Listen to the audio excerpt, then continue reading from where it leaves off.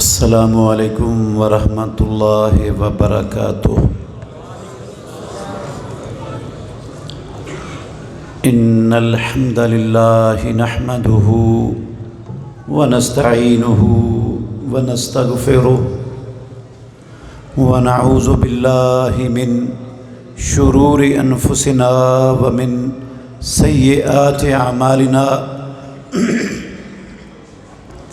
من يهده الله فلا مضل له ومن يضلل فلا هادي له وأشهد أن لا إله إلا الله وحده لا شريك له وأشهد أن محمدا عبده ورسوله أما بعد فأعوذ بالله من الشيطان الرجيم بسم الله الرحمن الرحيم۔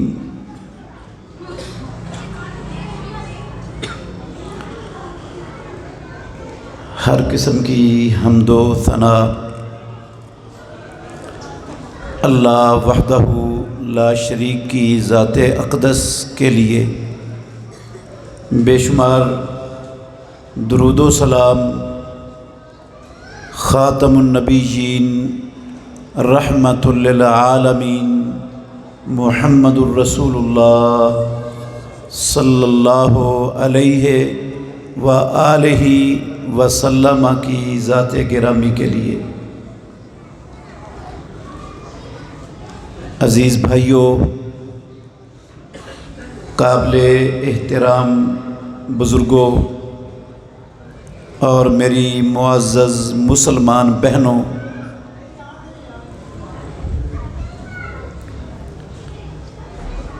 تکمیل صحیح بخاری کی اس مبارک تقریب میں ماشاءاللہ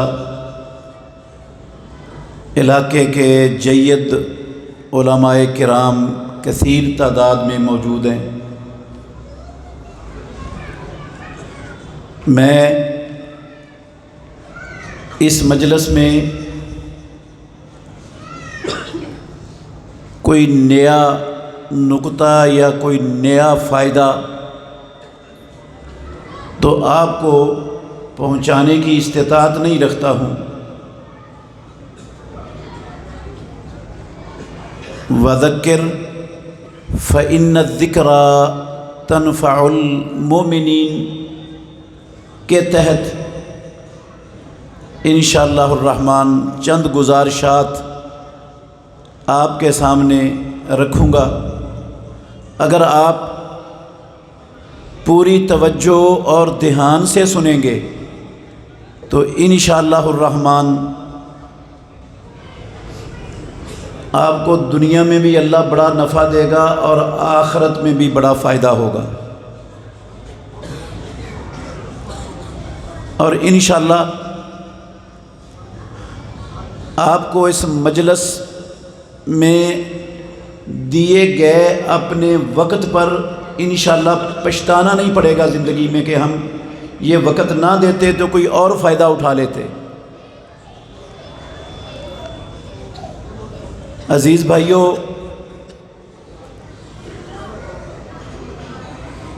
دنیا میں بسنے والے اربوں انسانوں پر اللہ رب العالمین کی ان گنت بڑی بڑی نعمتوں میں سے سب سے بڑی نعمت اسلام کی نعمت ہے۔ سب سے بڑی اس لیے ہے کہ ہماری دو زندگیاں ہیں، ایک دنیا والی زندگی ہے اور ایک اس زندگی کے ختم ہونے کے بعد شروع ہونے والی آخرت کی زندگی ہے۔ یہ دنیا والی زندگی اس آخرت کی زندگی کے مقابلے میں ایک مچھر کے پر کے برابر بھی حیثیت نہیں رکھتی رب العالمین کے ہاں۔ ترمذی شریف میں رسول مکرم صلی اللہ علیہ وسلم کا فرمان ہے، آپ نے فرمایا لو تزن الدنیا عند اللہ جناح بعوضۃ لما سقا کافرا منها شربۃ ماء، اگر یہ دنیا کی زندگی اور جو کچھ اس دنیا میں ہے، اس کی قدر و قیمت، اس کی حیثیت اللہ رب العالمین کے ہاں ایک مچھر کے پر جتنی بھی ہوتی تو رب العالمین دنیا میں کسی کافر کو پانی کا گھونٹ بھی نصیب نہ ہونے دیتے، سارے کافر پیاس سے تڑپ تڑپ کے مر جاتے۔ دنیا میں کافروں کو کھلا پانی، اعلیٰ سے اعلیٰ وافر مشروبات اور دنیا کی ساری نعمتیں اللہ رب العالمین کی طرف سے ملنا، میرے بھائیوں یہ دلیل ہے اس بات کی کہ ان چیزوں کی قیمت رب کی نظر میں مچھر کے پر جتنی بھی۔ اور ہمارے معاشرے میں پاک پتن میں مچھر کے پر کی کیا قیمت ہے؟ 1 روپے کا لے لو گے، خریدو گے؟ 4 آنے کا لے لو گے؟ ہاں مفت لے لو گے؟ مفت بھی نہیں لوگے۔ اگر آپ کے گھر میں مچھر کا پر پڑا ہو، آپ اس کو اپنے گھر میں رکھنا بھی برداشت نہیں کرو گے، اسے جھاڑ کر اپنے گھر سے باہر نکال دو گے۔ میرے محترم بھائیوں، جتنا بے قیمت، گھٹیا، کمتر اور حقیر ہماری نظر میں یہ مچھر کا پر ہے نا، یہ دنیا اور اس کا سارا ساز و سامان رب العالمین کی نظر میں اس سے بھی زیادہ بے قیمت، بے حیثیت اور کمتر ہے۔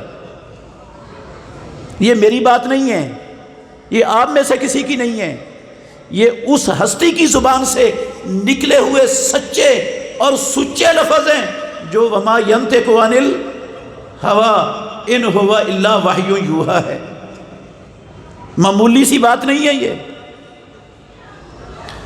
میرے بھائیوں، یہ زندگی جس کی قدر و قیمت ایک مچھر کے پر جتنی نہیں، اس زندگی کے لیے پوری دنیا میں مسلمان اپنی دنیاوی ساری کی ساری عمر کھپا دیتے ہیں کہ میری یہ دنیا والی زندگی اچھی ہو جائے، بہتر ہو جائے، اس دنیا کی آسائشیں، سہولتیں وہ مجھے مل جائیں، میسر آ جائیں مجھے۔ ایسا ہی ہے نا، ہمارا بچپن بھی، ہماری جوانی بھی، ہمارا بڑھاپا بھی، ہمارا دن رات بھی، ہماری گرمی اور سردی کا موسم بھی، ہماری صبح شامیں بھی، میرے بھائیوں ہمارا سارے کا سارا اس دنیا کی زندگی کا وقت وہ اس لیے صرف ہوتا ہے کہ ہماری یہ دنیا والی زندگی اچھی ہو جائے۔ جبکہ ہم سب جانتے ہیں،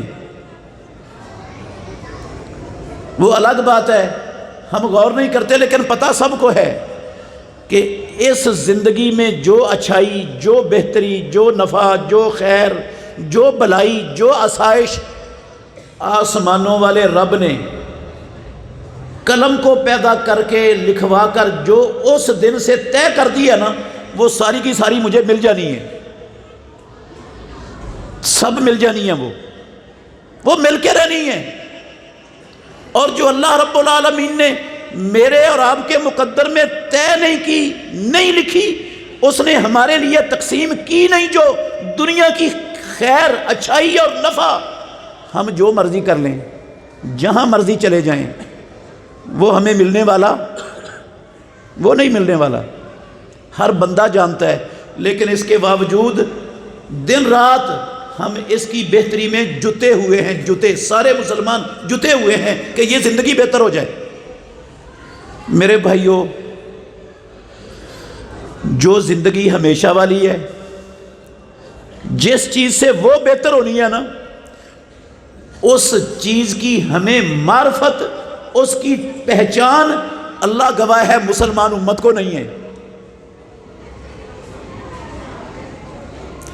دنیا کی زندگی بہتر ہوتی ہے نوکری کرنے سے، ملازمت کرنے سے، فیکٹری لگانے سے، کارخانہ لگانے سے، انجینئر بننے سے، سائنسدان بننے سے، ڈاکٹر بننے سے، ذمہ دارے سے۔ ان سارے فنون کی ایک ایک باریکی ہمیں سمجھ ہے۔ بڑی بڑی مشینریاں ہوتی ہیں، ان مشینریوں کے چھوٹے چھوٹے سوئی جتنے پرزے ہوتے ہیں، ان پرزوں کی بھی مہارت رکھنے والے بے شمار لوگ آپ کو ہمارے معاشرے میں ملیں گے۔ کیوں؟ ان سے دنیا اچھی ہوتی ہے، اچھی ہونے کی امید ہے، اور جس سے آخرت اچھی ہونی ہے۔ میرے بھائیوں، اللہ گواہ ہے، بار بار کہہ رہا ہوں، میں یہی بات سمجھانا چاہتا ہوں آپ کو، وہ آخرت جس سے بہتر ہونی ہے نا، پوری مسلمان امت، ان میں اکثریت، ان کو اس چیز کا شعور تک نہیں ہے کہ ہماری آخرت بہتر کیسے ہونی ہے۔ اور وہ ایک ہی چیز ہے دنیا میں، آسمان کے نیچے رب کی زمین پر، جس کا نام ہے اسلام۔ اسلام نہیں ہے نا میرے بھائیوں، اسلام نہیں ہے۔ میں ساری دنیا کے سب سے اونچے خاندان کا چشم و چراغ بن کر پیدا ہو جاؤں دنیا میں، میں ساری دنیا سے زیادہ حسن والا بن کر پیدا ہو جاؤں دنیا میں، میں ساری دنیا کی سب سے اعلیٰ اور بڑی بڑی ڈگریاں ساری حاصل کر لوں،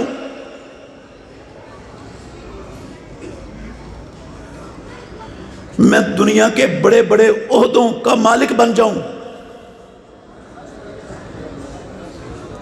ان ساری چیزوں سے بڑھ کر میں، اگر اللہ مجھے ساری دنیا کی دولت دے دے، ساری دنیا کی، میں وہ ساری دنیا کی دولت نیکی کے کاموں میں صرف کر دوں، 1 روپیہ بھی کسی گندے کام میں خرچ نہ کروں، اگر میرے پاس اسلام نہ ہوا، اللہ کے گھر میں بیٹھا ہوں، پروردگار کی قسم اٹھا کے کہہ رہا ہوں، اگر میرے پاس اسلام نہ ہوا تو یہ ساری کی ساری چیزیں رائگان اور برباد ہیں، یہ مجھے آخرت کی زندگی میری بہتر نہیں کر سکتی، کوئی شے بھی ان میں سے کوئی شے بہتر نہیں کر سکتی۔ وہ اسلام ہے کیا؟ اسلام کس کو کہتے ہیں؟ توجہ کرنا میرے بھائیوں، اسلام میری بات کا نام نہیں ہے، آپ کی بات کا نام نہیں ہے، کسی صدر یا وزیر کی بات کا نام اسلام نہیں ہے، کسی آرمی چیف کی بات کا نام اسلام نہیں ہے، کسی شیخ الحدیث، مفتی، محدث، امام کی سوچ، فکر، رائے اور فتوے کا نام اسلام نہیں ہے۔ اسلام کیا ہے؟ اسلام کسے کہتے ہیں؟ جس سے انسانوں کی ہمیشہ والی زندگی یقیناً اچھی ہو سکتی ہے، یقیناً بہتر ہو سکتی ہے، اور جس سے دنیا والی زندگی بھی اللہ کی قسم حقیقت میں بہتر اور اچھی ہو سکتی ہے، وہ اسلام ہے۔ اور اسلام کس چیز کا نام ہے؟ اسلام نام ہے اللہ رب العالمین کی وحی کا، جو اللہ نے اپنے سب سے اعلیٰ، سب سے افضل، سب سے برتر نبی محمد صلی اللہ علیہ وسلم پر نازل فرمائی۔ اس وحی کا نام کیا ہے؟ اسلام۔ وہ وحی 2 چیزوں پر مشتمل ہے، ایک اللہ رب العالمین کا قرآن، اور دوسری ہے محمد الرسول اللہ صلی اللہ علیہ وسلم کی سنت اور حدیث۔ یہ 2 ہی چیزیں آسمانوں والے رب نے دین کے نام سے اپنے آخری نبی محمد الرسول اللہ صلی اللہ علیہ وسلم پر نازل فرمائی، اور امام الانبیاء کی زندگی میں اس دین کو مکمل کر دیا۔ اس کا نام ہے اسلام، اللہ کی وحی کا، جو قرآن اور رسول اللہ صلی اللہ علیہ وسلم کی سنت اور حدیث کی شکل میں موجود ہے۔ حدیث اور سنت یہ اللہ کی وحی ہے، یہ میں نے نہیں کہا، یہ میری بات نہیں ہے میرے بھائیوں، یہ آپ میں سے کسی کی بات نہیں ہے، یہ امام بخاری رحمت اللہ علیہ کی بات نہیں ہے، یہ آسمانوں والے رب کی بات ہے کہ محمد الرسول اللہ کی سنت اور آپ کی حدیث وہی ہے، قرآن بڑا پڑا ہے، یہ اللہ کی بات ہے۔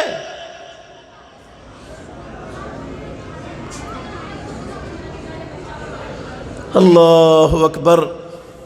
قرآن مجید میں اللہ رب العالمین نے محمد الرسول اللہ صلی اللہ علیہ وسلم کے متعلق فرمایا وَمَا يَنْتِقُ عَنِ الْهَوَىٰ إِنْ هُوَ إِلَّا وَحْيٌ يُوحَىٰ۔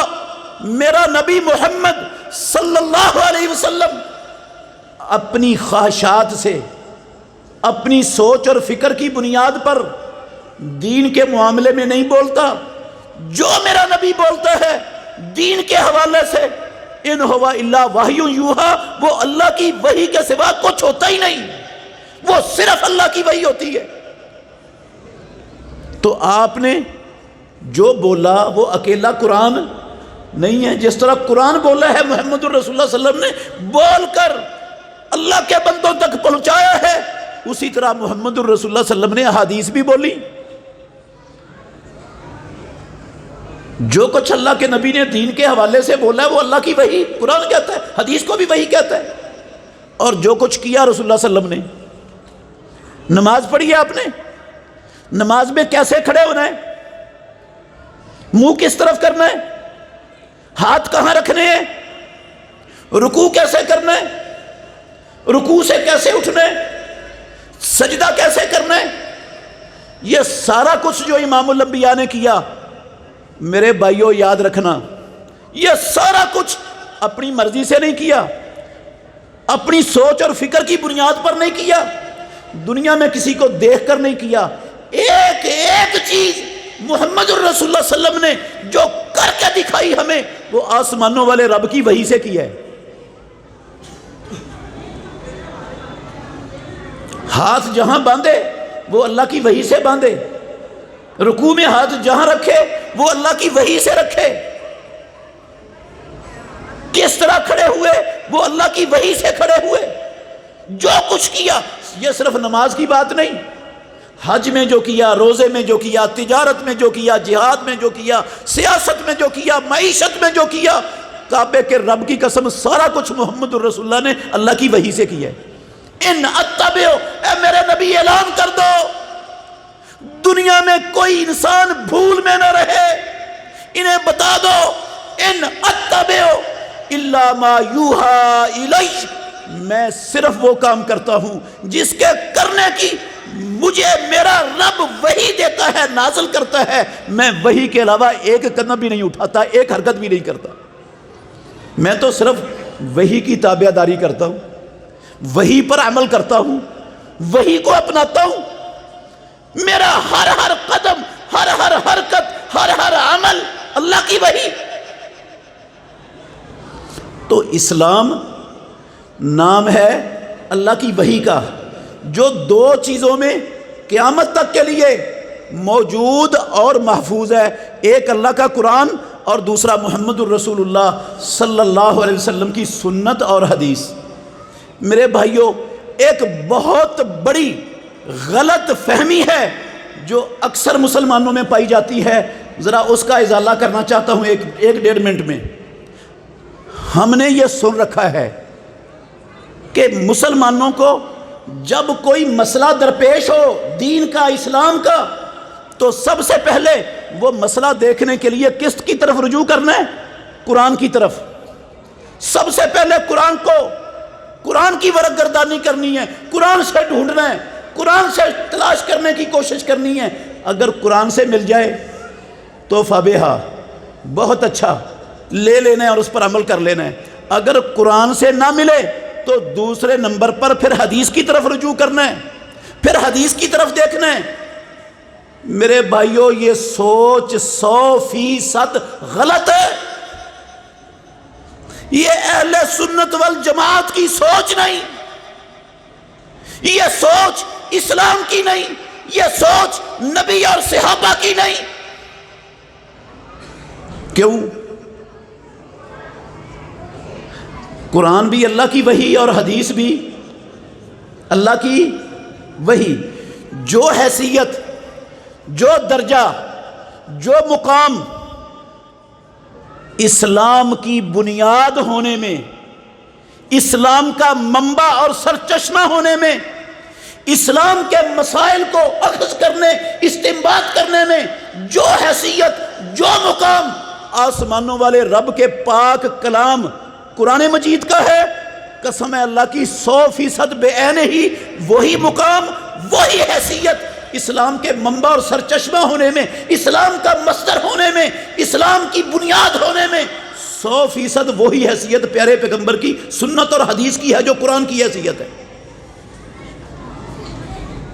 مسائل دین کی بنیاد ہونے میں، مسائل اخذ کرنے میں، مسائل استنباط کرنے میں، مسائل سیکھنے میں، مسائل جاننے میں قرآن کا پہلا درجہ نہیں اور حدیث کا دوسرا درجہ نہیں. جو درجہ قرآن کا بے عین ہی وہی درجہ محمد الرسول اللہ کی سنت اور حدیث کا ہے. غلط ہے بات کہ پہلے قرآن دیکھنا نہ ملے تو پھر حدیث دیکھنی ہے. جو چیز بندے کو میسر ہے دیکھنے والے کو، جس نے مسئلہ استنباط کرنا ہے، دین جاننا ہے، اگر قرآن اس کی دسترس میں ہے تو قرآن سے دیکھ لے، اگر حدیث اس کی دسترس میں ہے تو قرآن کو کھولنے سے پہلے وہ کہاں سے دیکھ لے؟ حدیث سے دیکھ لے. یہ نہیں ہے مسئلہ کہ پہلے قرآن اور بعد میں حدیث. دونوں اللہ کی وحی ہونے میں، دین کی بنیاد ہونے میں، دین کا منبع سرچشمہ ہونے میں قرآن اور حدیث میں ایک ذرے برابر بھی فرق نہیں.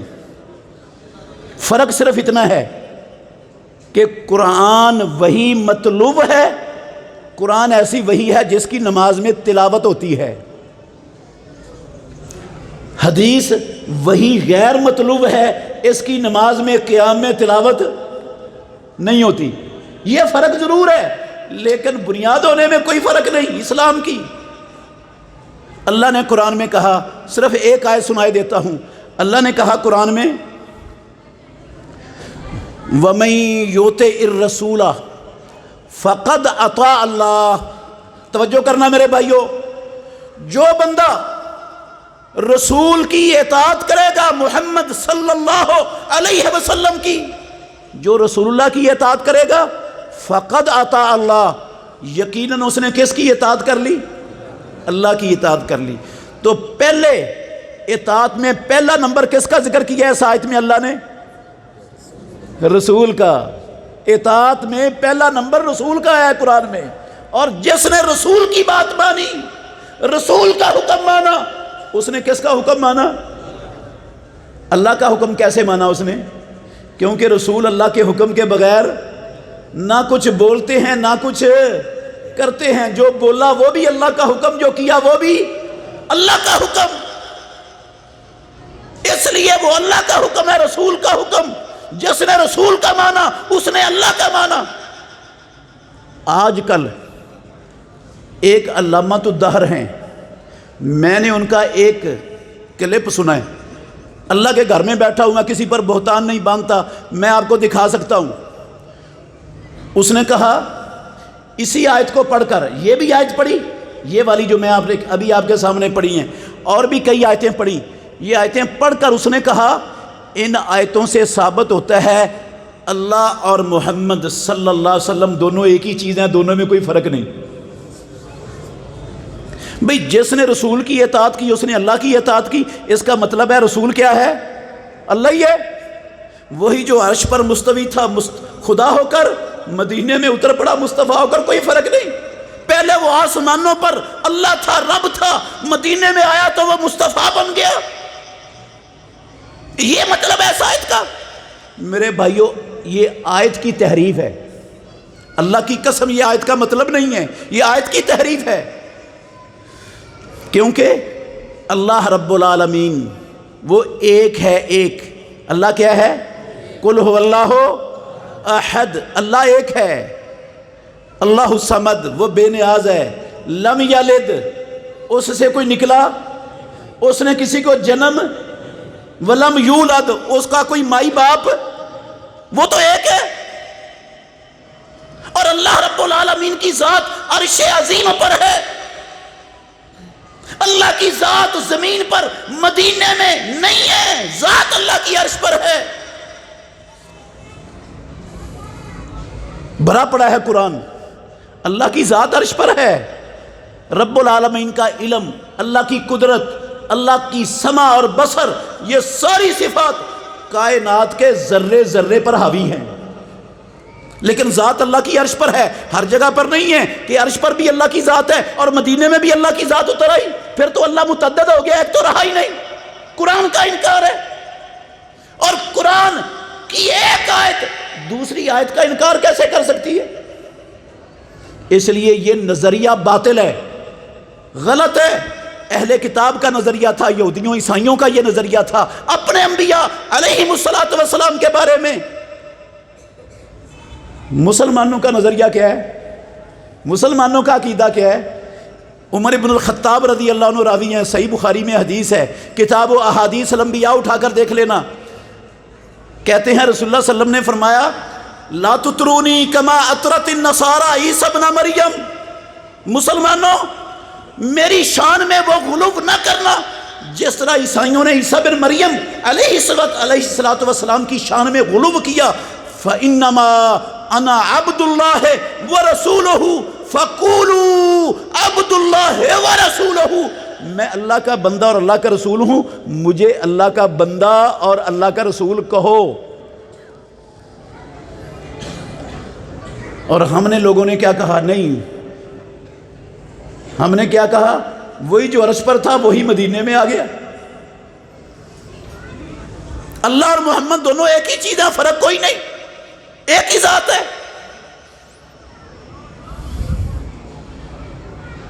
اللہ کے نبی کی بات بھی نہیں مانی، رب کی بات بھی نہیں مانی، اور غلط معنی پہنا دیا اللہ رب العالمین کے فرمان کو کہ جناب جب رسول کی بات ماننی ہے تو وہ اللہ کی بات ہوئی، تو ثابت ہوا دونوں ایک ہی چیزیں. یہ کیسے ثابت ہو گیا بھائی؟ اچھا یہ بات تو بیچ میں ویسے ہی آ گئی. میں بتانا یہ چاہ رہا تھا کہ اسلام کا منبع سرچشمہ جس طرح قرآن ہے اسی طرح کیا ہے؟ حدیث ہے.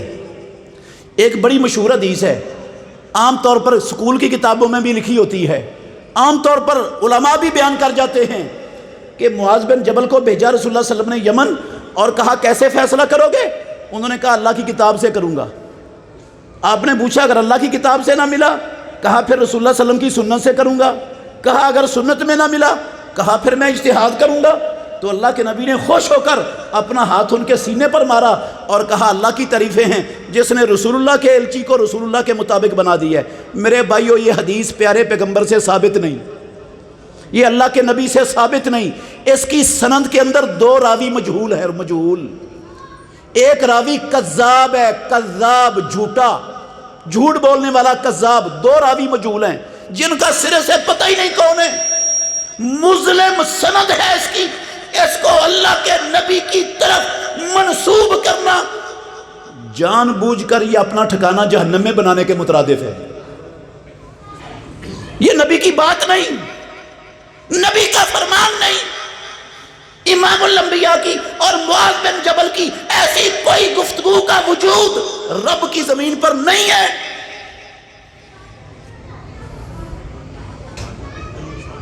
اس لیے اس کو بنیاد بنا کر یہ کہنا قرآن کا پہلا نمبر حدیث کا دوسرا نمبر غلط ہے. جو درجہ قرآن کا اسلام کے ماخذ ہونے میں، مصدر ہونے میں، وہی درجہ حدیث کا. اور میرے بھائیوں جس طرح قرآن حجت ہے نا، قرآن دلیل ہے، پیدا کرنے والے کی قسم ہے قرآن کی طرح حدیث بھی اسی طرح اسلام میں حجت اور دلیل ہے. کیوں دلیل ہے، حجت ہے؟ قرآن بھی اللہ کی وحی ہے، حدیث بھی اللہ کی وحی ہے. جب وحی ہونے میں فرق نہیں ہے تو حجت ہونے میں، دلیل ہونے میں فرق کیسے ہو جائے گا؟ بہت سے لوگ ہیں ہمارے معاشرے میں، چھوٹی سی بات کروں گا انشاءاللہ، بہت سے لوگ ہیں ہمارے معاشرے میں جو یہ دعویٰ کرتے ہیں لوگوں کے سامنے کہ حسبنا کتاب اللہ، ہمیں اللہ کا قرآن کافی ہے، ہمیں حدیث شدیث کی ضرورت نہیں ہے. یہ حدیثیں حجت نہیں ہے، دلیل نہیں ہے. یہ ایرانیوں کی سازش ہے، یہ اجمیوں کی سازش ہے، یہ 200 سال بعد جمع کی گئی، لکھی گئی۔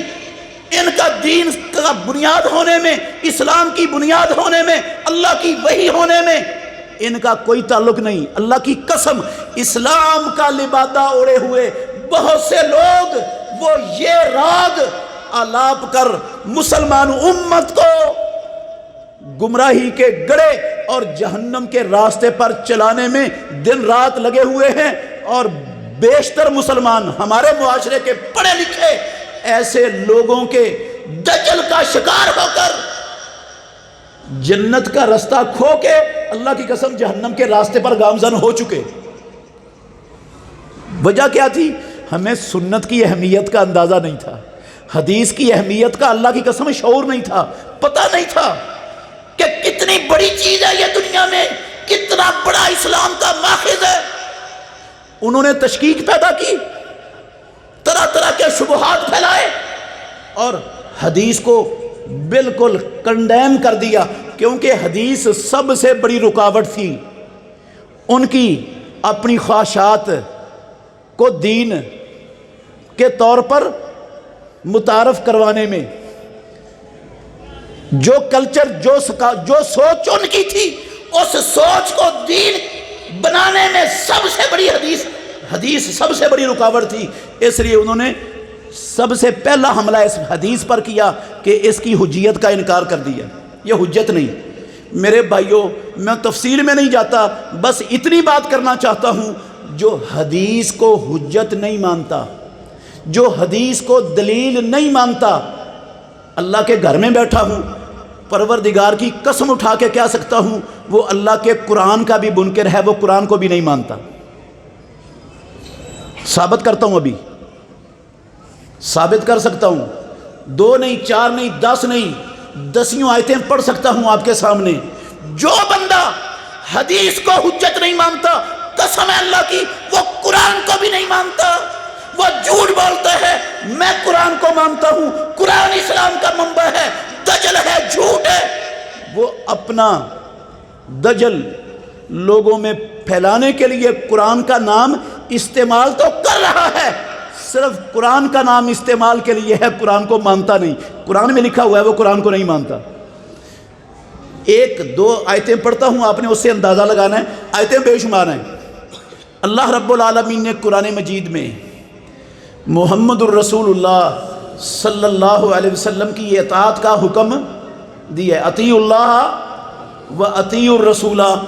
کائنات کے لوگوں، کامیابی چاہتے ہو، اپنی ہمیشہ والی زندگی سنوارنا چاہتے ہو، آخرت بہتر بنانا چاہتے ہو، دنیا آزادی والی، عزت والی، امن والی، سلامتی والی، خوشحالی والی، سکون اطمینان والی، خوشگوار دنیا کی زندگی کو بنانا چاہتے ہو، راستہ صرف ایک ہے، محمد صلی اللہ علیہ وسلم کی اتباع کر لو، اطاعت کر لو۔ ایک راستہ ہے، اللہ کے نبی کی اتباع سے سب کچھ ملتا ہے۔ جتنی آیتیں ہیں نا قرآن میں ان الفاظ کے ساتھ، اس مفہوم والی، نبی کی اطاعت کا حکم، نبی کی اتباع کا حکم، میرے بھائیوں یہ آیتیں توجہ کرنا، میں یہ بات سمجھانا چاہتا ہوں، جو حدیث کو حجت نہیں مانتا وہ قرآن کو بھی اللہ کی قسم نہیں مانتا، جھوٹ بولتا ہے، استعمال کر رہا ہے قرآن کا نام لوگوں کو گمراہ کرنے کے لیے، وہ نہیں مانتا قرآن کو۔ یہ بات سمجھا رہا ہوں میں آپ کو، اس کی دلیل دے رہا ہوں۔ دلیل کیا ہے؟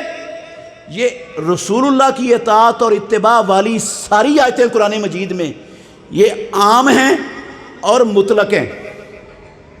یہ ساری آیات عام اور مطلق آیات ہیں۔ عام اور مطلق ہونے کا کیا مطلب ہے؟ ان میں کوئی قید نہیں، ان آیات میں کسی قسم کی کوئی تخصیص نہیں۔ ابھی بھی نہیں سمجھ آئے گی آپ کو بات، اس کو بھی کھول دیتا ہوں۔ اس میں کوئی قید اور کوئی تخصیص نہیں۔ کیا مطلب؟ ان آیتوں کا مطلب ہے رسول اللہ کی اتباع کرو، اطاعت کرو، خواہ رسول اللہ تمہیں اللہ کی طرف سے اترنے والا قرآن سنائیں تب بھی کرو آپ کی اطاعت اور اتباع، چاہے وہ اللہ کی طرف سے اترنے والے قرآن کے علاوہ کوئی اور عمل کریں، کوئی اور بات کہیں تو وہاں بھی ان کی اطاعت کرو۔ یہ اس کو ان چیزوں کو بھی شامل ہے، ان چیزوں کو بھی شامل ہے، مطلق ہے نا، کوئی قید نہیں۔ پورا قرآن پڑھ لیں، الحمدللہ سے لے کر بسم اللہ سے لے کر والناس کی سین تک ایک آیت نہیں مانگتا۔ یہ قرآن کو کافی سمجھنے والے مجھے قرآن کے آیات میں سے ایک لفظ دکھا دیں جو ان آیتوں کے عموم کی تخصیص اور ان کے اطلاق کی تقیید کرنے والا ہو کہ تم نے اطاعت محمد الرسول اللہ کی صرف اس چیز میں کرنی ہے جو وہ قرآن پڑھ کے تمہیں سنائیں۔ مطلب ہے محمد الرسول اللہ ڈاکیہ ہیں، وہ قرآن پہنچانے کے لیے آئے ہیں، ان کا کام صرف قرآن پہنچانا ہے۔ جو وہ قرآن کے نام سے تمہیں کہیں تم نے وہ بات ماننی ہے۔ کہتے ہیں اطیعوا الرسول کا مطلب یہ ہے، اطیعوا الرسول کا مطلب کیا ہے؟ جو اللہ کا رسول تمہیں کہتا ہے قرآن کے حوالے سے، قرآن کے نام سے، وہ ماننی ہے، اس میں اطاعت کرنی ہے۔ اور جو قرآن کے علاوہ سے کہے، بھئی قرآن تو اللہ کا کلام ہے اور قرآن کے علاوہ محمد الرسول اللہ تو بشر ہیں، ہمارے جیسے بشر ہیں، تو ان کو ہمارے اوپر کوئی فوقیت نہیں، ان کا کام صرف قرآن پہنچانا تھا، وہ انہوں نے پہنچا دیا، قرآن لینے میں ہم نے اس کی اطاعت کرنی ہے، باقی کسی چیز میں اطاعت، یہ باقی کسی چیز میں اطاعت نہیں، یہ قرآن میں اطاعت کرنی ہے صرف، کہ جو وہ قرآن کے الفاظ سنائیں وہ ماننے ہیں۔ یہ لفظ قرآن ایک لفظ نہیں ہے جو اس کے ساتھ ان مطلق اور عام آیتوں کو مقید اور ان کی تخصیص کرتا ہو۔ تو جب ایک لفظ قرآن میں نہیں، ان مطلق آیتوں کو، عام آیتوں کو خاص کرنا، ان کی تقیید کرنا بغیر کسی قرآن کے لفظ کے، یہ قرآن مجید کی ان ساری آیتوں کا انکار ہے، اللہ کی قسم ان ساری آیتوں کا انکار ہے۔ اور جو قرآن مجید کی ایک آیت کا انکار کر دے میرے بھائیو، اس کا اسلام سے، مسلمانوں سے رشتہ ختم۔ ایک آیت کا منکر مسلمان نہیں رہتا۔ یہ تو 10 آیتیں ہیں جن کا انکار کر دیا انہوں نے، مقید نہیں تھی، ان کو مقید کر دیا اپنی عقل سے، وہ عام تھی، ان کو خاص کر دیا اپنی فکر سے بغیر کسی دلیل کے۔ یہ قرآن مجید کی آیات کا انکار ہے، اور ایک آیت کا منکر مسلمان نہیں رہتا۔ یہ میرا فیصلہ یا فتویٰ نہیں ہے اکیلے کا۔ اور میرے بھائیوں، کویت کا نام سنا ہے آپ نے؟ کویت کی حکومت نے، اللہ کے گھر میں بیٹھا ہوں، کچی بات نہیں کرتا ہوں، کویت کی حکومت نے، پارلیمنٹ نے قانون بنا دیا ہے، بل پاس کیا انہوں نے کہ جو بندہ حدیث کو حجت نہیں مانتا، حدیث کو اسلام کا مصدر، منبع، سرچشمہ نہیں سمجھتا، وہ بندہ دائرہ اسلام سے خارج ہے، وہ مسلمان نہیں۔ وہ کویت میں رہتے ہوئے اپنے آپ کو مسلمان شو کروا سکتا؟ مسلمانوں کا آئی ڈی کارڈ وہ لے سکتا؟ ہمارے ہاں بھی ہے نا، پاکستان میں قانون ہے، قادیانی لاہوری، یہ مسلمان اپنے آپ کو نہیں کہلوا سکتے، یہ کافر ہیں۔ یہ بل پاس ہوا ہے، ہماری قومی اسمبلی نے قانون بنایا ہے، ہمارے ملک کا آئین کا حصہ بنا ہوا ہے کہ قادیانی کافر ہیں۔ اسی طرح انہوں نے کہا جو منکرین حدیث ہیں، حدیث کے انکار کرتے ہیں، وہ کافر ہیں، ان کو نہ مسلمانوں کا آئی ڈی کارڈ ملے گا، اور نہ وہ مسلمان اپنے آپ کو شو کروا سکتے ہیں، نہ مسلمان اپنے آپ کو لکھ سکتے ہیں۔ جاؤ پوچھ لو جا کے، میں سارے مجمع کے سامنے بات کر رہا ہوں، یہ کوئی خفیہ بات نہیں ہے۔ تو لوگ موجود ہیں میرے بھائیوں، یہ سوشل میڈیا پر، یہ پرنٹ میڈیا پر وہ اسلام کا لبادہ اوڑھ کر قرآن کی بات کرتے ہیں۔ اللہ کی قسم وہ اسلام کے دشمن، مسلمان امت کے دشمن، وہ مسلمانوں کو اسلام کی راہ سے ہٹا کر وہ اسلام متعارف کروانا چاہتے ہیں جو اسلام یورپ لانا چاہتا ہے، جو اللہ کے دشمن اسلام کی کا ایڈیشن متعارف کروانا چاہتے ہیں۔ یہ ان اللہ کے دشمنوں کے ایجنٹ بن کر وہ ان کا بنایا ہوا ایڈیشن اسلام کا وہ امت مسلمہ کو پڑھا رہے ہیں میڈیا پر بیٹھ کر۔ ایسے شر پسندوں، ایسے اسلام کے دشمنوں سے آگاہ رہیں، آنکھیں کھول کر جیئے اللہ کی زمین پر، اس ملک میں۔ یہ بہت بڑا یلغار ہے اس وقت امت مسلمہ پر ان لوگوں کی طرف سے۔ تو بات میں یہ کر رہا تھا، ایک موٹی سی بات کرتا ہوں، اگر یہ کہہ دو نا کہ حدیث 200 سال بعد لکھی گئی، جھوٹ ہے یہ، حدیث ایرانیوں کی اور اجمیوں کی سازش ہے، حدیث قابل اعتماد چیز نہیں ہے۔ اگر یہ کر دو نا، اللہ کے گھر میں بیٹھا ہوں، پیدا کرنے والے کی قسم اٹھا کے کہتا ہوں، قرآن سمجھ آ ہی نہیں سکتا بغیر حدیث کے، حدیث کے بغیر، سنت کے بغیر قرآن سمجھ ہی نہیں آ سکتا، قرآن پر اللہ کی قسم عمل کیا ہی نہیں جا سکتا، قرآن کو مانا ہی نہیں جا سکتا۔ اگر حدیث کو جدا کر دو، قرآن سمجھ کر دکھاؤ مجھے، کوئی لاؤ مائی کا لال جو قرآن کو سمجھا سکے بغیر حدیث کے، نہیں ملے گا۔ میں آپ کو ایک مثال دیتا ہوں، ایک مثال دینے لگا ہوں صرف، اللہ اکبر۔ جب یہ آیت اتری نا، سورہ الانعام کی 82 نمبر آیت ہے کہ فرمایا اللہ رب العالمین نے، الذین آمنوا ولم یلبسوا ایمانہم بظلم اولئک لہم الامن وہم مہتدون۔ توجہ کرنا، الذین آمنوا، وہ لوگ جو ایمان لائے اور انہوں نے اپنے ایمان کو ظلم کے ساتھ خلط ملط نہیں کیا، امن بھی انہیں کو ملے گا دنیا اور آخرت کی زندگیوں میں۔ ہدایت یافتہ بھی یہی ہیں جنہوں نے اپنے ایمان کو ظلم سے نہیں ملایا۔ آیت اتری، عبداللہ بن مسعود رضی اللہ تعالیٰ عنہ راوی ہیں، کہتے ہیں صحابہ پریشان ہو گئے۔ کون پریشان ہو گئے؟ رسول اللہ کے صحابہ۔ کون صحابہ؟ جن کی زبان میں قرآن اترا ہے، یہ قرآن جن کی مادری زبان میں آیا ہے، جنہوں نے قرآن امام الانبیاء کی زبان سے سنا ہے، جن کی آنکھوں کے سامنے قرآن اترا ہے۔ اللہ کی قسم، جن سے افضل، جن سے پاک دل، جن سے زیادہ گہرے علم والے، جن سے زیادہ تکلف سے پاک اللہ کے نبیوں کے بعد کوئی دنیا میں نہیں، وہ پریشان ہو گئے اس آیت کو سن کر۔ انہوں نے سمجھ لیا ظلم کا مطلب ہے اللہ کی ہر نافرمانی، ہر صغیرہ گناہ یہ ظلم ہے، اور صغیرہ گناہ تو ہم سب سے ہوئے، ہم میں تو کوئی بندہ نہیں جس نے صغیرہ کا ارتکاب نہ کیا ہو، تو پھر سارے ہم امن سے اور ہدایت سے سارے محروم ہو گئے، یہ تو کام خراب ہو گیا۔ اللہ کے نبی کے پاس آ گئے، اصل عربی ہیں، نیک ہیں، متقی ہیں، صاف دلوں والے ہیں، صاف نیتوں والے ہیں۔ اللہ کی قسم، انبیاء کے بعد سب سے افضل، اولاد آدم میں سے سب سے افضل انسان ہے، تکلف سے پاک ہے، اخلاص سے بھرپور ہے، اصل عربی ہے، ان کی مادری زبان ہے، نبی سے پڑھ رہے ہیں، سمجھ ہی نہیں آیا، قرآن نہیں سمجھ آیا۔ جن کی زبان میں اترا ہے، جن سے افضل کوئی نہیں، جن سے پاکیزہ سوچ فکر والا کوئی نہیں، اور جن سے تکلف سے پاک ہستی کوئی نہیں دنیا میں، ان کو قرآن نہیں سمجھ آیا۔ ان سے بڑھ کر کسی کو سمجھ آ سکتا ہے؟ کوئی پیدا ہوا ہے نبی کے صحابہ سے بڑھ کر قرآن کو سمجھنے والا دنیا میں؟ سمجھ کب آیا انہیں؟ اللہ کے نبی کے پاس آ گئے تو رسول اللہ صلی اللہ علیہ وسلم نے کہا، اوے جو تم نے سمجھ لیا کہ صغیرہ گناہ یہ بھی ظلم ہے اپنی جان پر، اور ہدایت اور امن سے محروم ہو جاتا ہے، صغیرہ گناہ کرنے والا، اس کو یہ ایمان ہدایت اور امن نہیں دے سکتا، یہ بات نہیں ہے۔ تم نے لقمان علیہ السلام کی وصیت جو انہوں نے اپنے بیٹے کو کی وہ نہیں پڑھی۔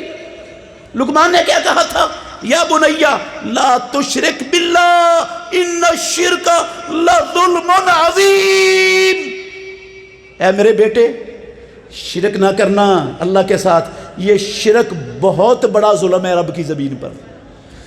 امام الانبیاء نے کہا یہاں ظلم سے مراد کیا ہے؟ شرک ہے۔ ہر صغیرہ اور ہر کبیرہ گناہ ظلم سے مراد۔ صحابہ جب تک اللہ کے نبی نے اس کی وضاحت نہیں کی، ہر صغیرہ اور کبیرہ گناہ کو وہ ظلم سمجھتے رہے، ان کو نہیں سمجھ آیا۔ اور آج صرف لغت کی بنیاد پر، صرف اپنی سوچ اور عقل کی تیزی کی بنیاد پر کون پیدا ہو گیا قرآن کو سمجھنے والا؟ نبی کی حدیث سے ہٹا کر یہ ایک مثال نہیں، ایسی درجن سے زیادہ مثالیں پیش کر سکتا ہوں، لیکن میں آپ کا وقت زیادہ نہیں لینا چاہتا۔ یہ بتانا چاہتا ہوں، اور میرے بھائیوں، پیدا کرنے والے کی قسم، اکیلا قرآن اسلام نہیں ہے، اکیلا قرآن اسلام نہیں ہے۔ اکیلا قرآن یہ سمجھ میں آ سکتا، کسی کے سمجھ میں نہیں آ سکتا۔ نبی سے جب قرآن کو جدا کر دو گے، قرآن سمجھ نہیں آ سکتا، اس پر عمل کرنا ممکن نہیں۔ آسمانوں والے رب نے اپنے نبی کو قرآن بیان کرنے کی ڈیوٹی دے کر وَأَنزَلْنَا إِلَيْكَ الْكِتَابَ لِتُبَيِّنَ لِلنَّاسِ مَا نُزِّلَ إِلَيْهِمْ، ہم نے آپ پر ذکر نازل کیا تاکہ آپ لوگوں کے سامنے بیان کرو۔ بیان اللہ کے نبی نے اپنی زبان سے اور اپنے عمل سے کیا ہے۔ تو یہ نبی کی زبان سے نکلا ہوا بیان، بیان کی دو قسمیں ہیں۔ ایک لفظی بیان ہے، وہ لفظی بیان کا مطلب ہے جیسے قرآن اترا تھا اس میں ایک شد مد زبر زیر کی کمی بیشی کے بغیر نبی نے پہنچا دیا، حق ادا کر دیا۔ اور دوسرا بیان ہے، اس کا معنی، مطلب اور مفہوم جس طرح اللہ کے نبی نے بغیر کسی زبر زیر کی کمی بیشی کے قرآن پہنچایا ہے، اللہ کی قسم اسی طرح قرآن کا معنی، قرآن کا مطلب اور مفہوم بھی اللہ کی وحی سے امام الانبیاء نے کیا کر دیا؟ بیان کر دیا، بیان۔ اس کو نبی کے بیان سے دور کرو گے، قرآن نہ پڑھا جا سکتا ہے، نہ سمجھ آ سکتی ہے، نہ عمل ہو سکتا ہے، نہ اسلام باقی بچے گا۔ اس لیے حدیث کو کوئی معمولی نہیں سمجھنا زندگی میں۔ یہ نہیں سمجھنا جو لولا لنگڑے، جو موٹے دماغ کے ہے اس کو حدیث پڑھنے کے لیے بھیج دو، یہ تو ثانوی حیثیت رکھتی ہے۔ نہیں، کعبے کے رب کی قسم، دنیا اور آخرت کی کامیابی، سعادت مندی، نجات، اس کی بنیاد جس طرح قرآن ہے 100% اس طرح پیارے پیغمبر کی سنت اور حدیث بھی ہے، کوئی فرق نہیں۔ اچھا، یہ تو بات جتنی بھی لمبی کر دو ہوتی جائے گی۔ ہم حدیث کی طرف آتے ہیں۔ آخری حدیث سنیے آپ نے، یہ کتاب ہے صحیح بخاری۔ کتاب کیا ہے؟ کیا کتاب ہے؟ صحیح بخاری۔ امام بخاری رحمت اللہ علیہ الباری۔ بس چند ایک چیزیں ہم چھوٹی چھوٹی بیان کروں گا۔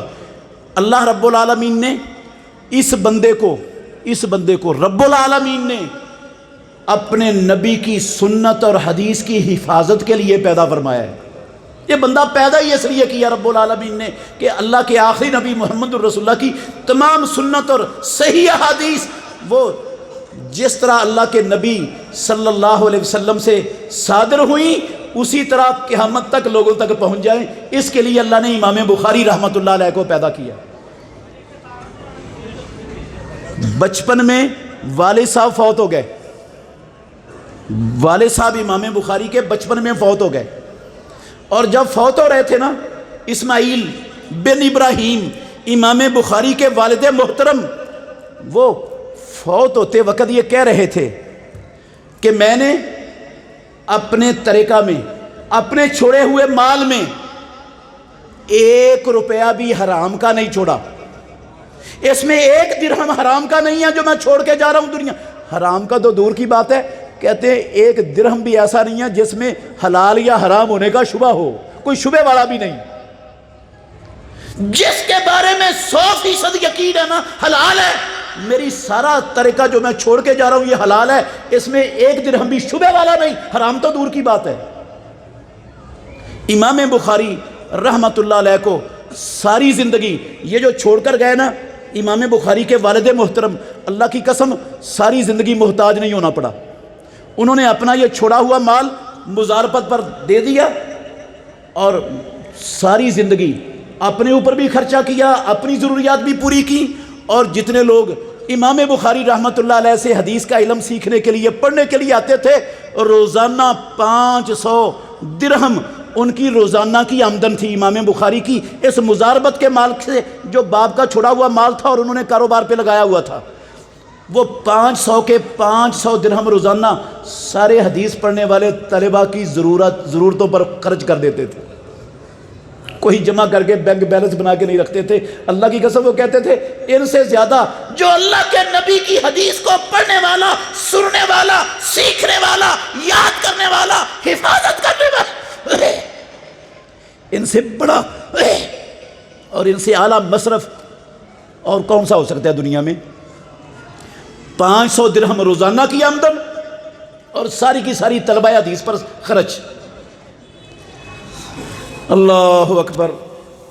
اللہ نے اس حلال مال میں اتنی برکت رکھی تھی، اتنی برکت رکھی تھی، ساری کی ساری عمر کوئی کام نہیں کیا، مزاربت سے کمائی آتی، وہ اللہ کے دین پر خرچ کرتے، اور ساری عمر قال اللہ اور قال رسول پڑھنے کے لیے صرف کر دی. قرآن پر غور کرتے رہتے، قرآن پڑھتے رہتے، احادیث کے لیے ساری دنیا میں جہاں جہاں ان کو پتہ چلا وہاں محدث حدیث پڑھاتے ہیں چلے گئے وہاں پر. اور اللہ نے اتنی بصیرت عطا فرمائی بچپن میں 9 سال کی عمر کے تھے جب قرآن حفظ ہو گیا. نبینے تھے، شروع میں نبینے ہو گئے. والدہ بڑی نیک تھی، متقی تھی، پرہیزگار تھی، اللہ سے دعا مانگی. اللہ نے والدہ کی دعا کی برکت سے امام بخاری رحمۃ اللہ علیہ کی بینائی واپس لوٹا دی. ابراہیم خلیل الرحمن ملے خواب میں، امام بخاری کی والدہ کو کہا اللہ کی بندی، اللہ نے تیرے بیٹے کی دعاؤں سے اس کی نظر واپس لوٹا دی ہے. صبح اٹھ کر دیکھا تو واقعتاً امام بخاری کی نظر واپس آ چکی تھی، اور اس نظر سے امام بخاری چاند کی روشنی میں، اللہ کی قسم چاندنی راتوں میں بیٹھ کر یہ صحیح بخاری لکھا کرتے تھے اس نظر سے جو اللہ نے عطا کی تھی. اس کے مسائل نکالا کرتے تھے چاند کی روشنی میں بیٹھ کر. اور ایسا علم اللہ نے عطا کیا بچپن میں. امام داخلی رحمت اللہ علیہ ان کے استاد ہیں امام بخاری کے، امام مسلم کے بھی استاد ہیں. حدیث کی مجلس ہے، حدیث پڑھا رہے ہیں، امام داخلی. امام بخاری بھی بیٹھے پڑھ رہے ہیں. امام داخلی رحمت اللہ علیہ نے ایک سند پڑھی. توجہ کرنا، اللہ نے کیسا عظیم ملکے والا بندہ پیدا کیا حدیث کی حفاظت کے لیے. پڑھتے ہیں استاد امام داخلی رحمت اللہ علیہ، حدثنا سفیان ان ابو الزبیر ان ابراہیم ان فلان. امام بخاری کہتے ہیں استاد محترم اس طرح سند نہیں ہے جس طرح آپ پڑھی، آپ غلط پڑھ رہے ہیں. امام بخاری نے کہا اے بچے چپ کر جا، اتنی بڑی محدثین بیٹھے ہوئے، حدیث کی مجلس لگی ہوئی ہے اور تو بچہ بول رہا ہے استاد کے آگے. امام بخاری کہتے ہیں میں نے کہا اپنے استاد محترم کو آپ کے پاس اصل کتاب موجود ہے، گھر جائیں اور اس کا اصل نسخہ دیکھ لیں. وہ اٹھے امام داخلی رحمت اللہ علیہ، اپنی کتاب کا اصل نسخہ دیکھا، اس میں بھی غلط لکھی ہوئی تھی سند. اٹھا کے لے آئے، کہنے لگے بچے تو کیا کہتا ہے، یہ کیسے ہے سند، یہ سند کیسے ہے؟ کہتے ہیں امام بخاری حدثنا سفیان ان الزبیر ہو وابن عدی ان ابراہیم. ابراہیم کا شاگرد ابو زبیر نہیں ہے، دنیا کی کسی سند میں نہیں ہے. ابو زبیر کا نام ہے محمد بن مسلم بن تدرس، مسلم کا راوی ہے، لیکن یہ ابراہیم سے بیان نہیں کرتا، اور آپ نے یہ سند بنا دی. اصل یہ تھا وہ ابو زبیر نہیں تھا، وہ زبیر بن عدی تھا. زبیر بن عدی بیان کرتا ہے ابراہیم سے، ابو زبیر ابراہیم سے نہیں بیان کرتا. جب استاد نے سنا نا، کہتے ہیں صدقتا، بچے تو نے سچ کہا ہے. اپنی کتاب کی بھی اصلاح کی اور اپنی بات کی بھی اصلاح کر لی. لوگوں نے امام بخاری سے پوچھا جب آپ نے امام داخلی رحمت اللہ علیہ کی غلطی نکالی تو کتنی عمر تھی آپ کی؟ کہتے ہیں اس وقت میری عمر 10 سال تھی. 10 سال تھی. امام فریابی وہ بھی امام بخاری کے زبردست اساتذہ میں شامل ہیں. امام فریابی انہوں نے نا ایک سند پڑھی امام فریابی نے، یہ دوسرا واقعہ ہے. سند پڑھی، انہوں نے کہا حدثنا سفیان ان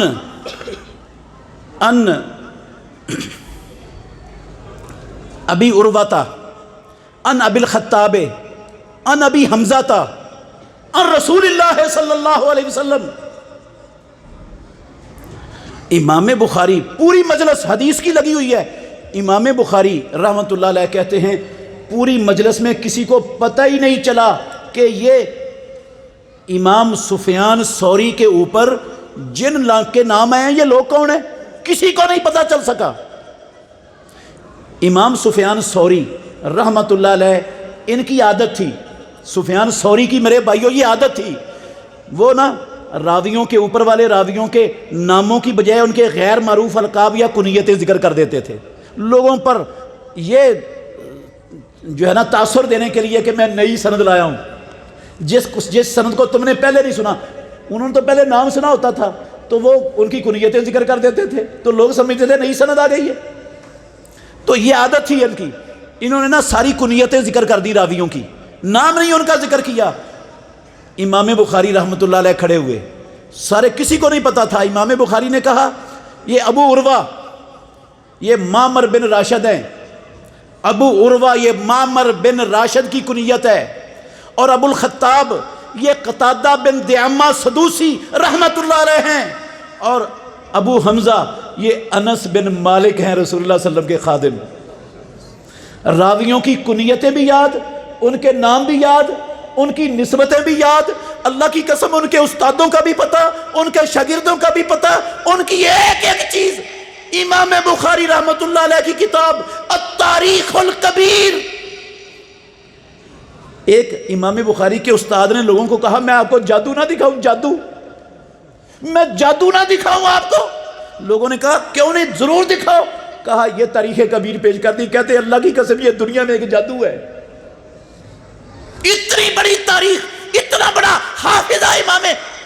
ایک مرتبہ بصرہ کے ایک محدث کی امام بخاری رحمۃ اللہ علیہ مجلس میں شریک تھے، حدیث کی مجلس میں،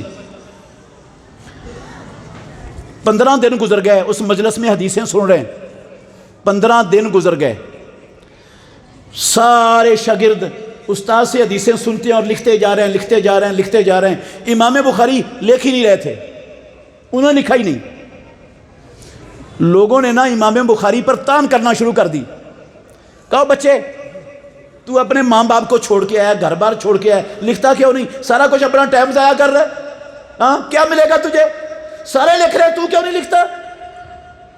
امام بخاری رحمت اللہ علیہ الباری انہوں نے کہا جو حدیثیں تم نے لکھی ہیں نا لے کے آؤ۔ وہ اپنی ساری کاپیاں اٹھا کے لے آئے، 16,000 حدیثیں لکھ چکے تھے۔ کتنی؟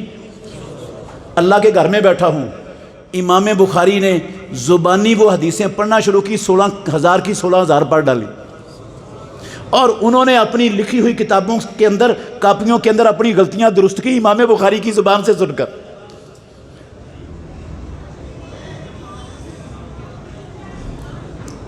امام بخاری کے استاد محترم ہیں قتیبہ بن سعید ابو رجاء بغلانی رحمۃ اللہ علیہ، صرف امام بخاری کے نہیں سیاہ ستہ کے تمام محدثین کے استاد ہیں، مسلم کے بھی، ابو داود کے بھی، ترمذی کے بھی، نسائی کے بھی، ابن ماجہ کے بھی، سب کے استاد ہیں یہ قتیبہ بن سعید ابو رجاء بغلانی۔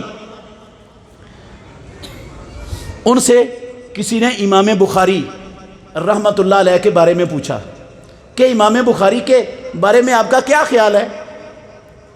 تو قتیبہ بن سعید رحمۃ اللہ علیہ وہ کہتے ہیں، قتیبہ بن سعید کہتے ہیں میں او لوگو سنو، میں نے نظر تو فی الحدیث و نظر تو فی الرائے و جالست الفقہاء والزہادہ والعبادہ، میں بڑی گہرائی سے احادیث کو پڑھا، میں نے بڑی گہرائی سے آراء کو دیکھا، میں بڑے بڑے فقہاء کی مجلسوں میں بیٹھا، میں زاہدوں کی، عابدوں کی مجلس میں بیٹھا، میں نے جب سے ہوش سنبھالا ہے میں نے امام بخاری جیسا بندہ اپنی زندگی میں آج تک نہیں دیکھا، میں نے نہیں دیکھا آج تک۔ استاد ہے امام بخاری کا، سارے سیاہ ستہ کے محدثین کا، لفظ کیا کہہ رہا ہے؟ میں نے آج تک اپنی ہوش سے لے کر اب تک امام بخاری جیسی شخصیت میں نے اپنی زندگی میں نہیں دیکھی۔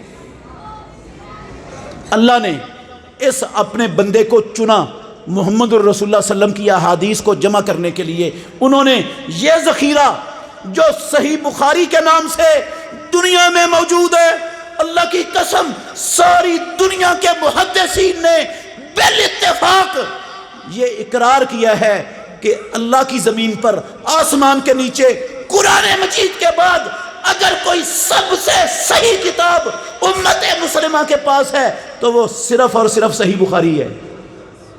صحیح بخاری کے بعد مسلم کا درجہ ہے. سب سے بڑی، سب سے پہلا نمبر قرآن کے بعد ساری مسلمان امت کے پاس صحیح بخاری کا ہے. اس کے بعد مسلم شریف کا درجہ ہے. صحت میں بخاری مسلم شریف سے کئی درجہ بلند ہے. تو یہ بخاری ماشاءاللہ آپ کے بچے پڑھ رہے ہیں جن کو آپ نے وقف کیا ہے اللہ کے دین کے لیے. بڑے خوش نصیب ہیں یہ بچے بھی، ان کے والدین بھی. اللہ کی قسم ان کے اوپر خرچ کرنے والے بھی، ان پر خرچ. خوش نصیب ہیں، خوش نصیب ہیں وہ لوگ. یہ ان کا کمال نہیں، اللہ کی قسم، نہ ان بچوں کا کمال ہے، نہ ان کے ماں باپوں کا کمال ہے، نہ یہ خرچ کرنے والے نیک لوگوں کا کمال ہے. یہ صرف آسمانوں والے رب کا فرض ہے. ان کو اللہ نے پڑھنے کی توفیق دے دی، ان کے ماں باپ کو انہیں بھیجنے کی توفیق دے دی، اور آپ کو ان پر خرچ کرنے کی توفیق عطا فرما دی. یہ آسمانوں والے رب کا کمال ہے، آپ کا نہیں ہے. شکر ادا کریں، اس پر شکر ادا کریں.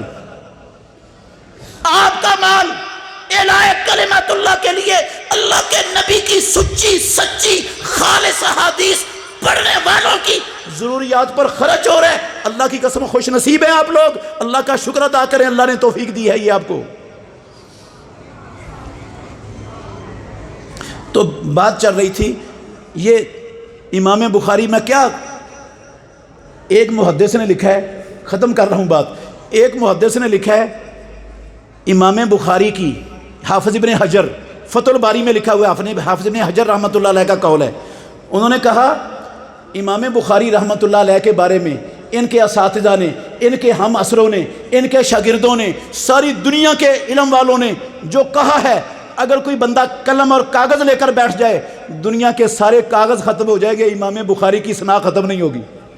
حافظ ابن حجر رحمۃ اللہ علیہ کا قول ہے فتح الباری کے اندر. تو میں اتنے تھوڑے سے وقت میں کیا بتا دوں گا ان کی محنت. انہوں نے کیا کیا، اللہ کی قسم. امام بخاری کے دور میں دوسری صدی ہجری میں اسلام کو مسخ کرنے کے لیے شیطان کے اللہ کار، اسلام کے دشمن متحرک ہوئے. بڑے بڑے فتنے اسلام کے مقابلے میں کھڑے ہو گئے. کہیں معتزلہ کا فتنہ، کہیں قدریہ کا فتنہ، کہیں مرجئہ کا فتنہ، کہیں جہمیہ کا فتنہ، کہیں کوئی رافضیوں کا فتنہ، کہیں خوارج کا فتنہ. بے شمار فتنے کھڑے ہو گئے اسلام کو مسخ کرنے کے لیے، اسلام کا حلیہ بگاڑنے کے لیے، اسلام کی قوت کو ختم کرنے کے لیے. امام بخاری رحمت اللہ علیہ نے، اللہ کے گھر میں بیٹھا ہوں، مثبت طریقے سے، مثبت منفی طریقے سے نہیں، گالیاں دے کر نہیں، کسی کے جو ہے نا اوپر کیچڑ اچھال کر نہیں، کسی کی ٹانگیں کھینچ کر نہیں، اللہ کے نبی کی احادیث کو جمع کر کے، قرآن کی آیتوں کو اکٹھا کر کے، صحیح بخاری رکھ کر پیدا کرنے والے کی قسم ان سارے فتنوں کی جڑ کاٹ کے رکھ دی. ہمیشہ کے لیے یہ فتنے دفن ہو گیا دنیا میں.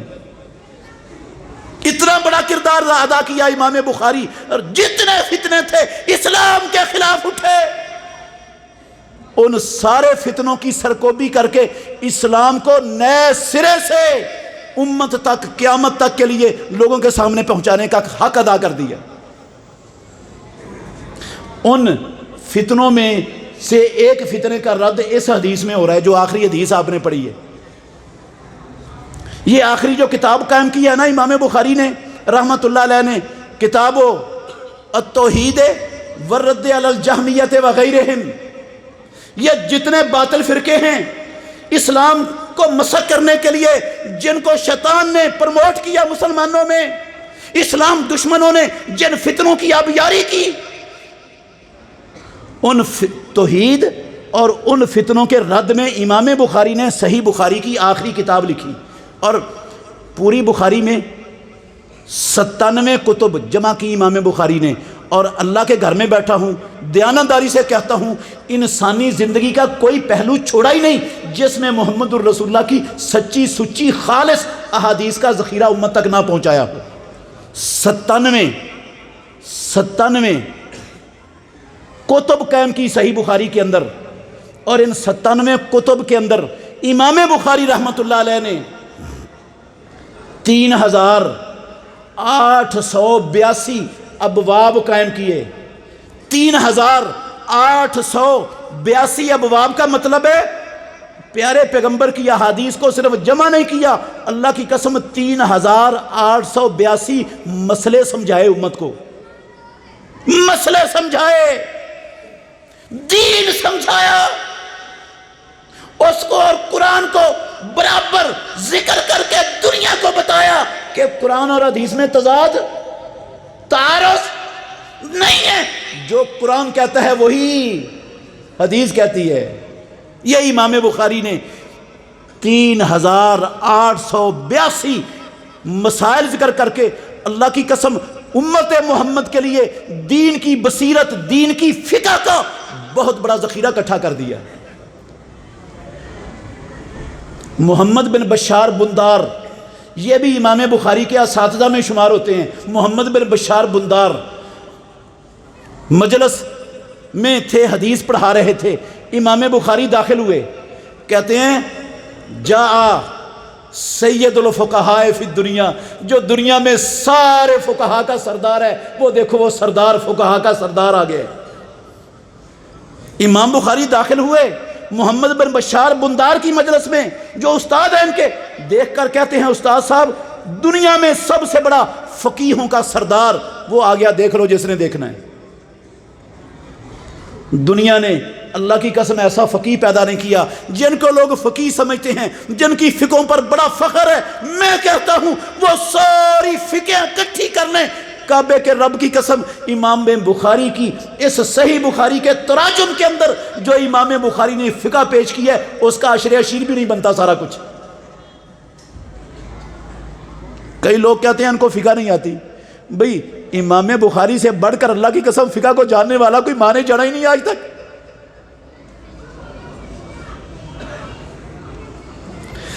تو یہ اس حدیث میں امام بخاری رحمۃ اللہ علیہ جو سب سے آخر میں لائے ہیں اپنی کتاب کے، اس حدیث میں باطل فرقوں کے بہت سے نظریات کا رد ہے۔ ایک نظریہ، وہ جتنی بھی اللہ کی صفات ہے نا، آج بھی ہمارے معاشرے میں بہت سارے لوگ موجود ہیں جو اللہ کی صفات نہیں مانتے، جو اللہ کی صفات کا کیا کرتے ہیں؟ انکار کرتے ہیں۔ کیا انکار کرتے ہیں؟ کہتے ہیں اللہ کو ہم عرش پر مان لیں تو اللہ تو محدود ہو جاتا ہے، یہ تو رب کی توہین ہے، تو اللہ تو غیر محدود ہے۔ غیر محدود کا مطلب ہے اللہ لامکان ہے، لامکان کا مطلب ہے نہ اوپر ہے، نہ نیچے ہے، نہ دائیں ہے، نہ بائیں ہے، نہ آگے ہے، نہ پیچھے ہے۔ نتیجہ کیا ہے؟ اس کا خلاصہ کیا ہے ہی نہیں، نتیجہ یہ نہیں۔ وہ کہتے ہیں لامکان ہے۔ آپ نے سنا ہوگا نظموں میں، خطبوں میں، یہ معراج کے دن گزرے ہیں نا، بڑے معراج بیان ہوئے مسجدوں میں، وہ پڑھتے ہیں سوئے لامکان سے ندا ہوئی، سوئے لامکان کی طرف چل دیے نبی۔ وہ کہتے ہیں اوپر سے نہیں آواز آئی تھی، لامکان سے آئی تھی اور لامکان کی طرف چلے گئے۔ ہاں، مکان شکان کوئی نہیں ہے اللہ کا۔ سینکڑوں آیات ہے قرآن میں جن میں ہے کہ اللہ عرش پر ہے، اور یہ کہتے ہیں لامکان ہے۔ بھئی عرش پر ہے، وہ کہتے ہیں عرش پر کا مطلب ہے عرش پر اللہ کی حکومت ہے، بس ہے نہیں اللہ عرش پر۔ یہ انکار کر دیا اللہ کے عرش پر ہونے کا۔ اللہ کا ہاتھ ہے، من بیدہ ملکوت کل شیء، کس کے ہاتھ میں ہے؟ بادشاہی ہر شے کی۔ مشرکین مکہ بھی کہتے تھے اللہ کے ہاتھ میں۔ کس کے ہاتھ میں؟ مشرکین مکہ کا عقیدہ بیان کیا، وہ کہتے تھے اللہ کے ہاتھ میں ہے ساری کائنات کی بادشاہی۔ تبارک الذی بیدہ الملک وہو، جس کے ہاتھ میں بادشاہی۔ بل یداہ مبسوطتان، اللہ کا ایک ہاتھ نہیں ہے، دو ہاتھ ہیں، دونوں ہاتھ رب کے کھلے ہیں، فراخ ہیں۔ اللہ کنجوس، لیکن ہمارے مسلمان اللہ کی قسم موجود ہیں، وہ کہتے ہیں اللہ کا ہاتھ شاید کوئی نہیں ہے۔ کیوں بھائی، کیوں نہیں ہاتھ؟ کہتے ہیں اگر اللہ کا ہاتھ مان لیں تو ہمارا بھی ہاتھ ہے، اللہ کا بھی ہاتھ ہے، یہ تو مشابہت لازم آ گئی۔ تو توبہ نعوذ باللہ، وہ اس کا مطلب ہے اللہ تو مخلوق کے مشابہ ہو گیا، وہ مانتا نہیں ہاتھوں کو۔ اللہ نے کہا یوم یکشف عن ساق، اللہ اپنی پنڈلی سے پردہ اٹھائے گا۔ وہ کہتے ہیں کوئی پنڈلی شنڈلی نہیں ہے اللہ کی۔ اللہ کا قدم، اللہ جہنم پر اپنا قدم رکھے گا، صحیح بخاری کی حدیث میں۔ وہ کہتے ہیں کوئی قدم شدم نہیں۔ اگر یہ صفات مانیں تو اللہ مخلوق کے مشابہ ہونا لازم آتا ہے۔ نہیں میرے بھائیو، اللہ کی قسم یہ غلط عقیدہ ہے، باطل نظریہ ہے۔ امام بخاری نے اس صحیح بخاری کی آخری کتاب میں ایسے ہی نظریات کی بیخ کنی کی ہے۔ قرآن مجید کی آیات بھی لائیں اور احادیث بھی لائیں ہیں۔ کئی لوگ کہتے ہیں احادیث یہ اخبار احاد ہیں اور اخبار احاد سے عقیدہ ثابت نہیں ہوتا۔ قسم اللہ کی، اس آخری باب میں بھی امام بخاری نے پہلے قرآن کی آیت ذکر کی، کہا جو قرآن کی آیت سے ثابت ہوتا ہے وہی مسئلہ حدیث سے ثابت ہوتا ہے، تم کیا خبر واحد کا نام لے کر حدیثوں پر چھرا چلا رہے ہو؟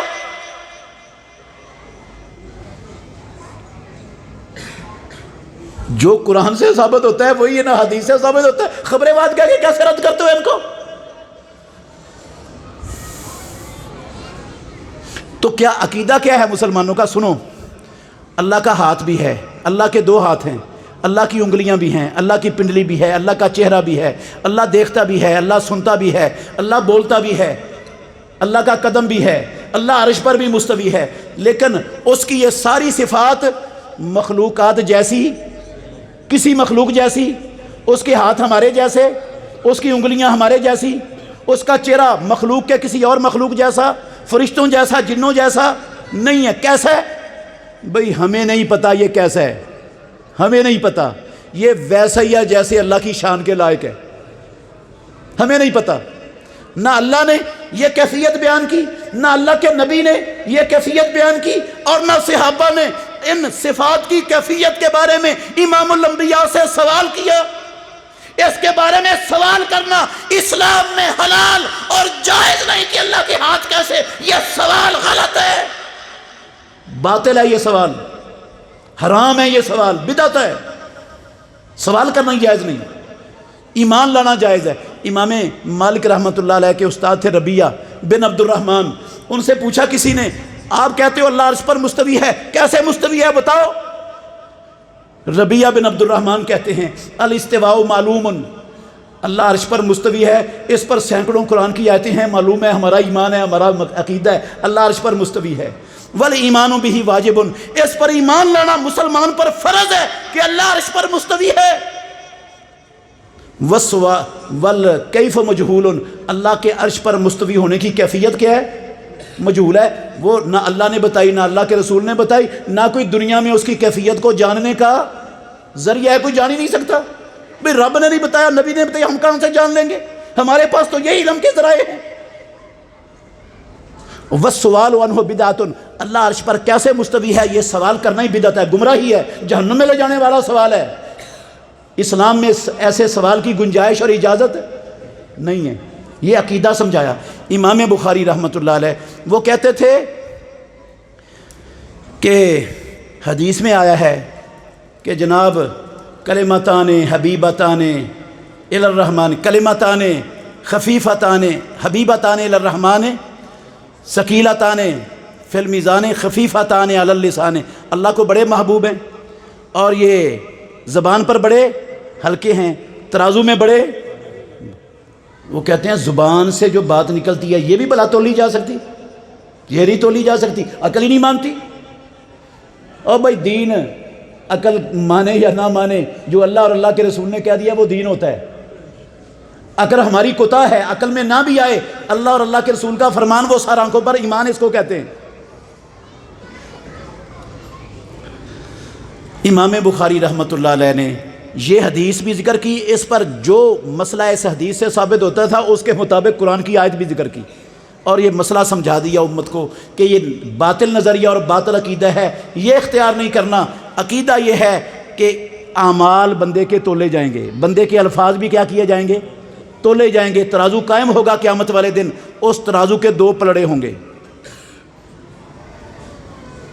جس کے نیک اعمال بوجھل ہو گئے وہ جنت میں چلا جائے گا، اور جس کے اعمال نیک ہلکے ہو گئے، برائیاں بوجھل ہو گئی، وہ کہاں چلا جائے گا؟ جہنم میں چلا جائے گا۔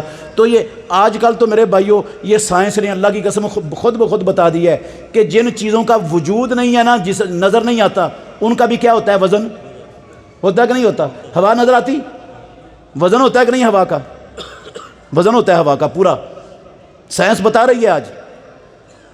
تو یہ بھی تولی جاتی ہے، بہت سی اشیاء ہیں، اعراض ہیں جو تولی جاتی ہیں جن کا خارج میں وجود نہیں ہے۔ تو یہ نیک اعمال، ذکر جو آپ پڑھیں گے یہ بھی اللہ کے ہاں تولا جائے گا۔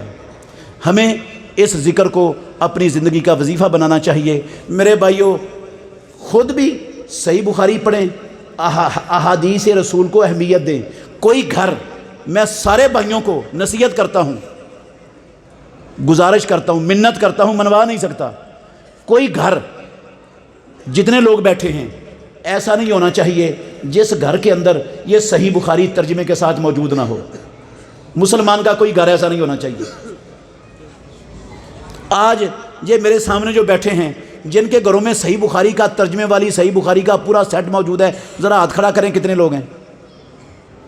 یہ دیکھیں چند ہیں۔ میرے بھائیوں، سب نے انشاءاللہ یہ صحیح بخاری کا سیٹ اپنے گھر میں ہر صورت لا کے رکھنا ہے، خود بھی مطالعہ کرنا ہے، اپنے بچوں کو، اپنے گھر کی خواتین کو بھی کہنا ہے اس کتاب کا کیا کرو، یہ دین کا منبع ہے، یہ دین کی بنیاد ہے، یہ دین کا سرچشمہ ہے، اس کے بغیر قرآن سمجھنا ممکن نہیں ہے، قرآن پر عمل کرنا ممکن نہیں، اس کے بغیر دین نامکمل ہے، دین کا وجود ختم ہو جاتا ہے اگر حدیث کو ختم کر دو۔ تو احادیث کی کم از کم جو غریب ہے وہ صحیح بخاری ضرور رکھے اپنے گھر میں، اور جس کو اللہ نے اپنا فضل دیا ہے وہ سیاہ ستہ کا تمام ذخیرہ رکھے اپنے گھر میں، اپنے بچوں کو، اپنی خواتین کو مطالعہ کرنے کی ترغیب دیں۔ اللہ تعالی ہمیں سمجھنے کی، عمل کرنے کی توفیق عطا فرمائے۔ اور میں اپنے بچوں کو، بیٹوں کو جنہوں نے یہ صحیح بخاری مکمل کی ہے، ان کو محترم عبداللطیف بھائی بھی نصیحت کر کے گئے ہیں، میں بھی یہ نصیحت کرتا ہوں کہ آپ نے یہ جو پڑھا ہے یہ کسی دنیا مفاد کے لیے اس کو استعمال نہیں کرنا، دنیاوی مفاد کے لیے استعمال نہیں کرنا، یہ اس لیے استعمال کرنا ہے کہ اللہ کے زمین پر بسنے والے اللہ کے بندے ان کو جہنم سے بچانا ہے۔ ہمارا اس کے پڑھنے سے کوئی ذاتی مفاد، دنیاوی مفاد ہمارے مد نظر نہیں ہونا چاہیے۔ کیا مفاد ہو؟ ایک ایک بندے کو اللہ اور اس کے رسول کے فرامین پہنچا کر جہنم سے بچانے کا کردار ادا کرنا ہے۔ ہم یہ کام کریں گے، ہماری دنیاوی ضرورتیں رب پوری کرے گا۔ ہم دنیا کو اپنا مطمع نظر بنا لیں گے، دنیا آگے آگے ہوگی، ہم پیچھے پیچھے ہوں گے، وہ ملے گی نہیں۔ اور اگر رب کے دین کے مفاد کو اپنی ذات کے مفاد پر مقدم کریں گے، آسمانوں والا رب، ہم آگے آگے ہوں گے، دنیا لونڈی بن کے پیچھے پیچھے چلے گی۔ اس لیے نیت خالص رکھنی ہے، دنیا کے مفاد کے لیے فتویٰ نہیں دینا، مسئلہ نہیں بتانا، حق وہ لوگوں تک پہنچا کر، سمجھا کر ان کو جہنم سے بچانے کے لیے اپنا کردار ادا کرنا، یہ سب سے بڑا مشن بنانا ہے، پھر حق ادا ہوگا صحیح بخاری پڑھنے کا۔ اقول قولی ھذا واستغفر اللہ لی ولکم ولسائر المؤمنین فاستغفروا انہ ھو الغفور الرحیم۔